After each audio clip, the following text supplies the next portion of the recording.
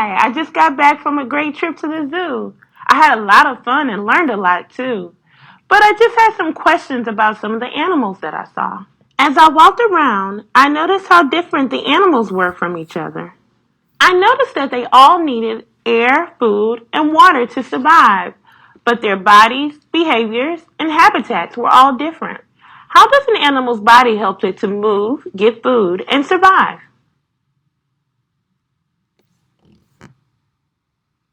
I wrote down some observations while I was at the zoo.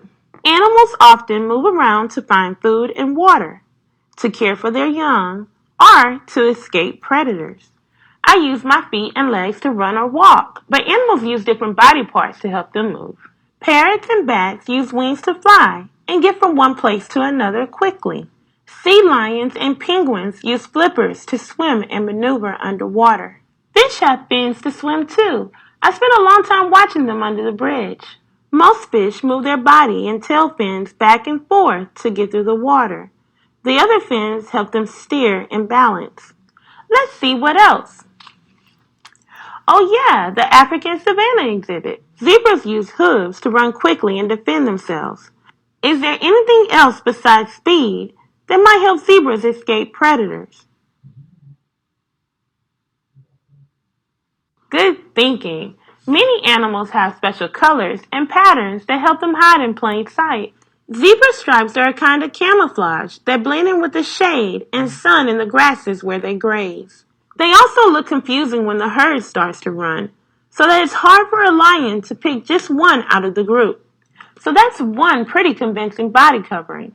I wonder what other kinds of body coverings animals can have.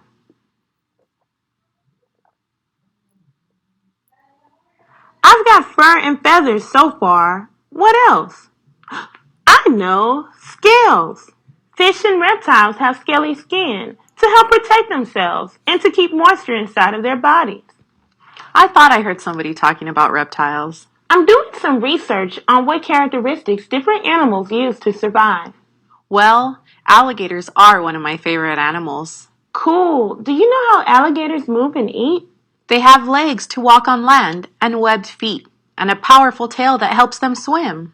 Their large, strong jaws and pointy teeth help hold on to their prey. Yikes, that's a lot of teeth. They're really good hunters because they're so hard to see in swampy water where they live. I can see how their color helps them blend in. Is there another reason they're hard to see? Definitely. An alligator's eyes and nostrils are high on its head, so it can rest in the water with very little of its body showing.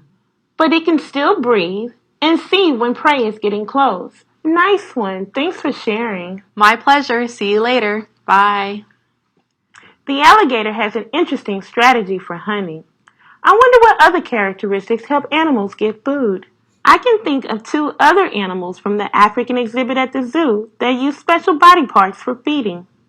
How do giraffes and elephants get food?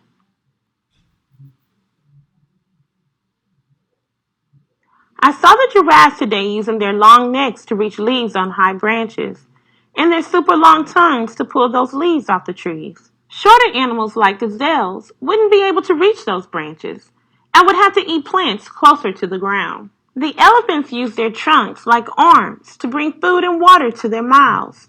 That way they can keep their heads up and be aware of possible danger. There are so many interesting animals and so many different ways they meet their needs.